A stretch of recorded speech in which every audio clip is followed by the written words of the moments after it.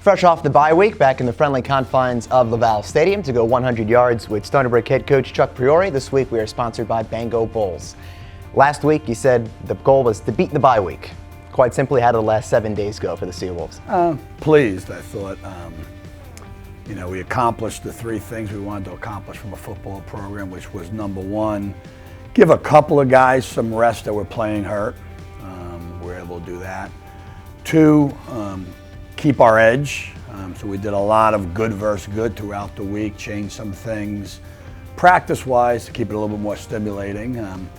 And then the third thing was just evaluate some of the things we do moving forward to try to give our kids a little bit of an edge moving forward. And I thought all three were accomplished. We talked a little bit about this in last week's episode. The bye week comes after a pair of losses and at a time where your team is pretty banged up. Is this pretty much the ideal week to have those 7 days off?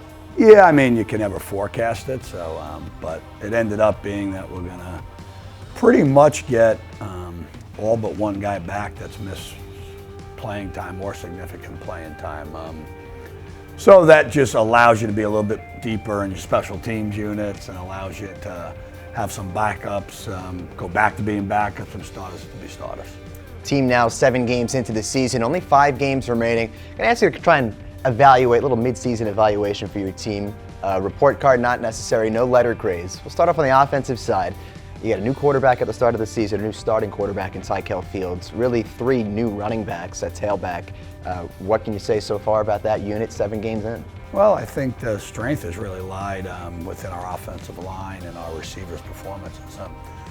The guys you just mentioned get all the stats, the running backs and the quarterback, but our receivers have really stepped to the plate this year and it's been a different guy and it's a lot of depth. And the same thing on our offensive line. I mean, I think they've really performed well. And I think those 2 units we've been real pleased with. And, I don't know if I thought we were going to be pretty good offensively, contrary to what everybody else's thoughts were. So I'm not really surprised. I want to be more consistent, and that's caused us from not getting the end zone a little bit more. And I think at the end of the day, that will hurt us moving forward. Anything other than consistency on that side of the ball that you'd like to see in the last 5 games? I'll just continue to run the football. If we run the football, we'll have a chance to win the game. On the defensive side of the ball, some more familiar faces at the start of the season, and for a program that's been tops in the country defensively for the last couple of years, what do you think on the defensive side of the ball so far? Yeah, I think we've played fine. I think if you look across the country and if you look at our league, offensive productivity is up in our league as opposed to the last few years, and I think all the defensive stats are a little bit less sexy, I shall say, across the board.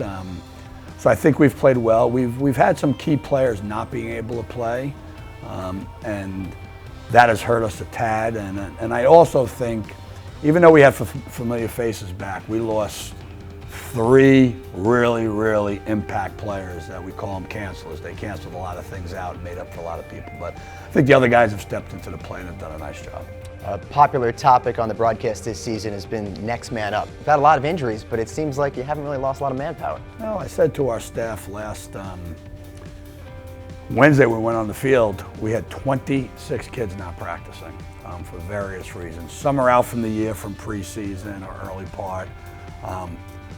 A couple I chose to sit. TJ Morris and Cecilia Malone have been playing every game with injuries that were hampering their ability to run. Sat down Tyson Lawton and Isaiah White to get them healthy. So I chose about 4 or 5 guys. But the rest were guys that were hurt and wouldn't have played last Saturday. We would have went without 10 starters last Saturday if we played. So it has been next man up. We're a deep team. I thought that was going to be the case. And the experience has helped us at least survive at this point. You get thrown right back into the gauntlet this weekend when you head to Villanova, ranked team. 4-3 overall, 1-2 in the conference. What to expect from the Wildcats, and how do you try and get back into that win column?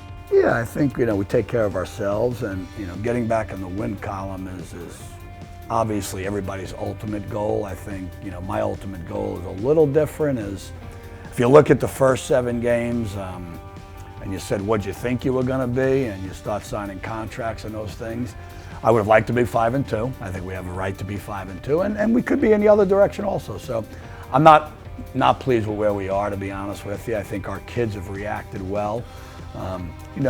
We lost last year before the bye game. We lost the year before that before the bye game. So I think that taste didn't sit well in our mouths the last 2 years. It didn't sit well this year. So we take care of ourselves. Looking at Villanova, good football team. A team that's has really changed from the last 2 years from a standpoint. They've stayed healthier. Last year, their quarterback got hurt, and it really caused a downside. This year, the kid's not hurt. He's playing healthy. They did lose their starting tailback, who was the leading rusher in the country at the time, and he's out for the year. And they've got a few other injuries that I see there. But good football team who's played good football. Stony Brook at Villanova this weekend. Still 2 more home games. You can get your tickets at stonybrookathletics.com/tickets. Head coach Chuck Priore, as always, we thank you for the time. Thank you, sir. Stony Brook at Villanova this weekend.